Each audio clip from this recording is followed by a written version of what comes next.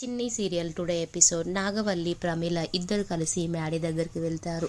వెళ్ళి నాన్న రెడీ అయ్యావా అనేసి మ్యాడీని అడుగుతుంది నాగవల్లి. అడిగేసరికి మ్యాడీ డల్లుగా ఉంటాడు. అప్పుడు నాగవల్లి, ఎందుకు నాన్న ఇంత డల్లుగా ఉన్నావు, ఎంగేజ్మెంట్ పెట్టుకొని ఎంత హ్యాపీగా ఉండాలి నాన్న అనేసి అంటుంది.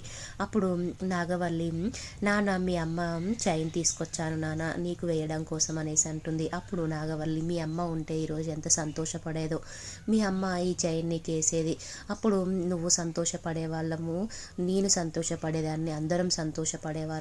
మీ అమ్మ బ్రతికుంటే ఈరోజు నేను ఇక్కడికి వచ్చేవాడిని నీ ఎంగేజ్మెంట్ కోసం, చాలా హ్యాపీగా ఉండేవాళ్ళం కదా నాన్న మనందరం.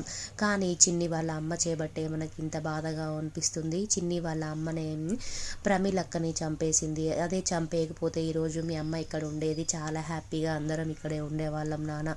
అసలు ఆ చిన్ని వాళ్ళ అమ్మ వల్ల ఇదంతా జరిగింది నాన్న అనేసి మ్యాడీతో అంటుంది.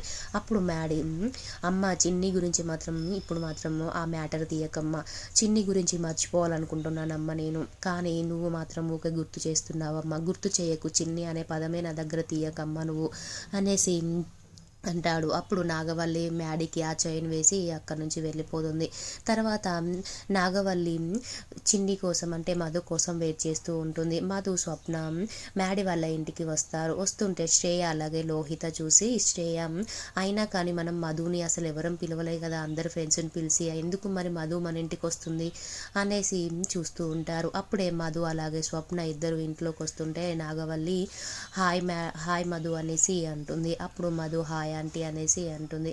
అయితే లోహిత అంటే ఆంటీ పిలిపించినట్టుంది, ఆంటీ పిలిపిస్తే ఏదో ఒక కారణంతోనే పిలిపిస్తుంది అనేసి అనుకుంటారు. తర్వాత మధు, ఆంటీ ఏంటంటే రమ్మన్నారేంటి చెప్పండి అనేసి అంటుంది. అప్పుడు నాగవల్లి, అసలు నీకు ఒక విషయం తెలుసా, నేను చెప్పే విషయం నీకు తెలిస్తే షాక్ అయిపోతావు అనేసి అంటుంది. అప్పుడు మధు, చెప్పండి ఆంటీ అసలు ఏంటి అనేసి అంటుంది. అప్పుడు నాగవల్లి ఈరోజు శ్రేయకి మ్యాడీకి ఎంగేజ్మెంట్ అని చెప్తుంది. అప్పుడు మధు షాక్ అయిపోతుంది. అసలు మ్యాడీ నాకు ఎంగేజ్మెంట్ అని కూడా చెప్పలేదని తన మనసులో అనుకుంటుంది.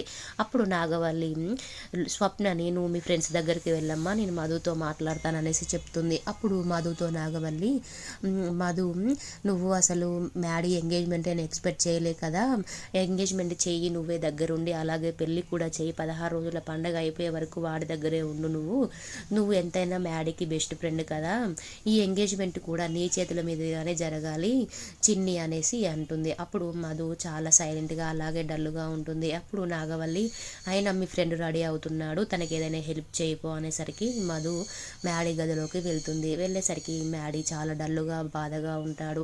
అప్పుడు మధు మ్యాడీ దగ్గరికి వెళ్ళి హాయ్ మ్యాడీ అనేసి అంటుంది. అప్పుడు మధు హాయ్ మ్యాడీ అనేసరికి మ్యాడీ అలాగే చూస్తూ ఉంటాడు. మధు నువ్వేంటి ఇక్కడ అని మ్యాడీ అంటాడు. అప్పుడు అయినా నేనెంత క్లోజ్ ఫ్రెండ్ నీకు, నాకు చెప్పకుండా ఎంగేజ్మెంట్ చేసుకోవడం ఏంటి మ్యాడీ అనేసి అంటుంది మధు. అప్పుడు మ్యాడీ, నేను చెప్దామని నీకు ఫోన్ చేద్దాం అనుకున్నాను, నేను ఫోన్ చేసే లోపే శ్రేయ అలాగే లోహిత వచ్చారు, వచ్చి చిన్ని గురించి మాట్లాడారు, ఆ కోపంలో నేను ఫోన్ పగలగొట్టేశాను, నీకు ఫోన్ చేద్దామంటే ఫోన్ లేదు నా దగ్గర అనేసి అంటాడు.